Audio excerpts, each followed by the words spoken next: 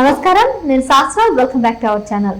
So రాష్ట్రంలో ఎన్నికల తర్వాత pre poll, exit polls, after ఎన్నికల పోల్ సర్వేలు అన్నీ కూడా ఎవరికి వాళ్ళు ఇన్ని సీట్లు వస్తాయి అన్ని సీట్లు వస్తాయి అని చెప్పుకుంటున్నారు. ముఖ్యంగా వైసీపీ వాళ్ళు చేస్తున్నట్టు సర్వేల మీద వాస్తవాలు ఎన్ని ఉన్నాయి, ఎందుకంటే 9వ తారీఖు ప్రమాణ స్వీకారం చేస్తామని చాలా ధీమా వ్యక్తం చేస్తున్నారు. మరి అది నిజమేనా? ఇటువంటి అంశాల మీద మనతో పాటు ఉన్నారు తెలుగుదేశం పార్టీ రాష్ట్ర అధికార ప్రతినిధి వంశీకృష్ణ గారు. నమస్తే అండి. నమస్తే. సో ఖచ్చితంగా 9వ తారీఖు వైజాగ్లో ప్రమాణ స్వీకారం చేస్తామని బస్సులు కూడా ఏర్పాటు చేసుకున్నారు. అన్ని కార్యక్రమాలు కూడా వాళ్ళు ఏర్పాటు చేసుకుని బయలుదేరారు. మరి సర్వేలు ఏమో ఒకవైపు తెలుగుదేశం అని చెప్తారు, కొన్ని సర్వేలు చెప్తున్నాయి. మరి వాళ్ళు చేయించుకున్న సర్వేలా అని అనడానికి లేదు, ఎందుకంటే ఇప్పుడు మన టీడీపీకి చేసుకుంటే మీరు చేయించుకున్నారని మిమ్మల్ని అంటారు.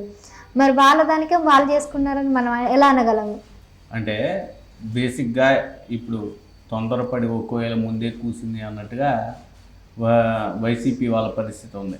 బస్సులు బుక్ చేసుకున్నా అంటున్నారు, అది నిజమో కాదో తెలీదు. బస్సులు అయితే ఖాళీగానే ఉన్నాయి. కాకపోతే కొంతమంది ఏజెంట్లు కూడా దొరకట్లేదని ఇటువంటి ప్రచారాలు అయితే ఖచ్చితంగా చేస్తున్నారు. కానీ ఈ నేపథ్యంలో ఒక సర్వేని కూడా వాళ్ళు, మా ఇంటెలిజెన్స్ మాకు ఇచ్చిన ఫైనల్ రిపోర్ట్ అని చెప్పి ఒక సర్వేని కూడా వాళ్ళు ఇప్పుడు తిప్పుతున్న పరిస్థితి. అయితే ఏ పార్టీ కూడా post poll survey, pre poll survey ఇట్లా చేసుకుంటూ ఉంటాయి.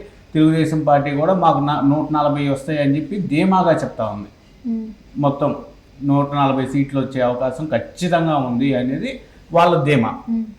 తెలుగుదేశం పార్టీ ధీమా 140 దగ్గర ఉంటే వీళ్ళ ధీమా ఎంతవరకు ఉందంటే, ఈరోజు మనం ఈ సర్వే చూస్తే వీళ్ళది వైసీపీ ఇంటర్నల్ పోల్ సర్వే.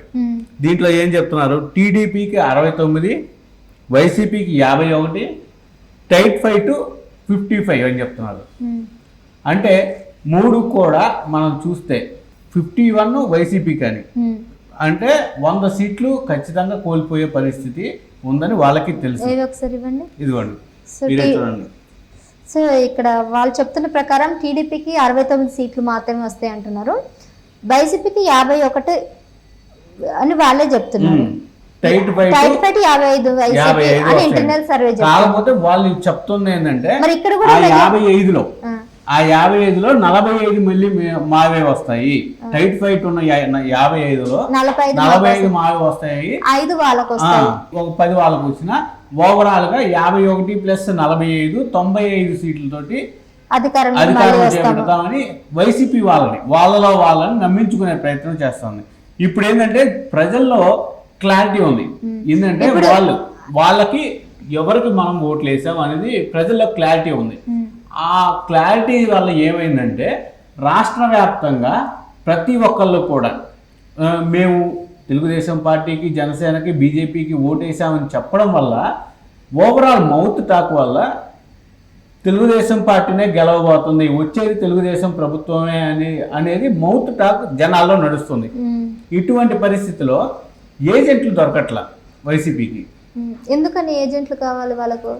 కౌంటింగ్కి, రేపు కౌంటింగ్ అప్పుడు ఏజెంట్లు ఉండాలి కదా, ఆ ఏజెంట్లు దొరకట్లా. అటువంటి పరిస్థితుల్లో ఖచ్చితంగా వాళ్ళని ఏజెంట్లైనా రండిరా బాబు అని చెప్పి మనం గెలుస్తున్నాం అని చెప్పడానికి ఇటువంటి సర్వే. అండ్ ఇంకొక రీజన్ కూడా ఉంది, ఎందుకంటే తెలంగాణలో కేసీఆర్ ఓడిపోతున్నారని ముందే తెలిసింది కదా, ఆ టైంలో వాళ్ళే అభ్యర్థులు అందరూ. నిజంగా వాస్తవం చెప్పాలంటే తెలంగాణ పరిస్థితి వేరే. తెలంగాణలో ముందే తెలవలేదు.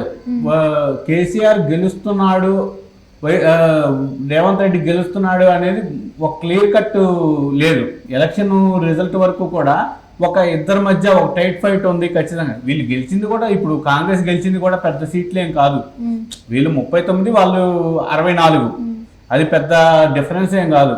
అటువంటి పరిస్థితుల్లో ఖచ్చితంగా అక్కడ వేవ్ లేదు ఖచ్చితంగా. అంటే యాక్చువల్గా అదే, ఒకవేళ కొంతమంది దగ్గర అనుకున్న ప్రకారం మనం అనుకున్నా కానీ కాంగ్రెస్ గెలుస్తుంది, బీఆర్ఎస్ ఓడిపోతుంది అనగానే వాళ్ళకే ఒక అంటే మోటివేషన్ అంతా పోయి వాళ్ళు వేరే పార్టీలకు వెళ్ళిపోవడం జరుగుతుంది అనే ఉద్దేశంతో వేరే పార్టీలోకి అది గెలిచాక వెళ్ళిపోతారు. గెలిచాక ఎన్నికలకు ముందు 2 సార్లు వెళ్తారు. ఈ మధ్యలో కౌంటింగ్ మధ్యలో ఎవరు కూడా పార్టీలు మారినా పక్క పార్టీలో తీసుకోరు. అవి పక్కన పెడితే ఇప్పుడు గెలిచాక వెళ్ళిపోతారు, అది వేరే విషయం. గెలిచే టైంకి ఏజెంట్లు ఉంటారు కౌంటింగ్ కేంద్రాల్లో. ఖచ్చితంగా ఆ ఏజెంట్లు నిలబడే పరిస్థితి ఉండదు. ఎందుకంటే ఖచ్చితంగా అధికార పార్టీ రావట్లేదు అన్నప్పుడు ఒక భయం అనేది ఏర్పడుద్ది. ఇప్పుడు ఈసీ నియమిస్తుంది కదా ఏజెంట్లని. ఏజెంట్లకి సంబంధం ఉంది. పార్టీల నుంచి ఏజెంట్లు నిలబడాలి. ఎవరికి వాళ్ళు ఏ పార్టీ నుంచి వాళ్ళు అప్పుడు కౌంటింగ్ విషయంలో తప్పులు లెక్కలు చూపిస్తారు. తప్పుడు లెక్కలు అక్కడ తెలుగుదేశం పార్టీ నుంచి ఏజెంట్లు ఉంటారు, వైసీపీ పార్టీ నుంచి ఏజెంట్లు ఉంటారు. వాళ్ళు ఏజెంట్లు ఉంటారు కాబట్టి వాళ్ళు అక్కడ కౌంటింగ్ విధానం కరెక్ట్గా జరుగుతుందా లేదా అని తెలుసుకోవడానికే వీళ్ళని పెడతారు. చూస్తారు వాళ్ళ పార్టీలో వీళ్ళని నిలబెడతారు, వీళ్ళ పార్టీలో వాళ్ళని నిలబెడతారు. ఆ ఏజెంట్లు కూడా దొరకని పరిస్థితి ఉంటే అప్పుడు ఖచ్చితంగా వైసీపీ క్లీన్ స్వీప్ అయిపోద్ది. 175 స్థానాల్లోనూ క్లీన్ స్వీప్ అయిపోద్ది. అటువంటి పరిస్థితుల్లో ఖచ్చితంగా వాళ్ళనైనా రప్పించుకునే ప్రయత్నం చేయాలి అనే ఉద్దేశంతో వీళ్ళు ఇట్లా చెప్తా ఉంటారన్నమాట. ఇటువంటి ఆ క్రమంలోనే ఇప్పుడు ఈ ఫేక్ సర్వేలు ఇవన్నీ కూడా మీరు రాష్ట్ర వ్యాప్తంగా మీరు ఇప్పటి వరకు గమనించిన ప్రతి సర్వే చూడండి. ఏ సర్వే కూడా తెలుగుదేశం పార్టీకి అనుకూలంగా తప్ప వ్యతిరేకంగా వచ్చిన ఒక్క సర్వే కూడా లేదు. జెన్యూన్ సర్వేస్ అన్నీ కూడా.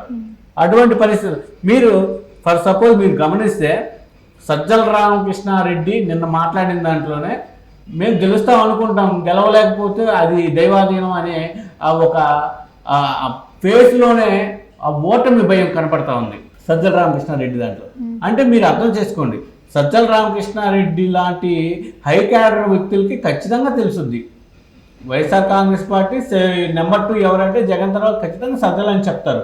అటువంటి వ్యక్తి మొహంలోనే కళ లేదు అంటే ఖచ్చితంగా వాళ్ళు ఓడిపోతున్నారు అనే దానికి నిదర్శనం అది.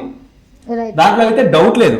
ఖచ్చితంగా దీంట్లో మీరు గమనిస్తే వీళ్ళు 55 టైట్ అని చెప్తున్నారు, వాటిలో 45 మళ్ళీ మాకే వస్తాయని చెప్తున్నారు. కానీ వాస్తవానికి అటువంటి పరిస్థితి రాష్ట్రంలో ఎక్కడా లేదు.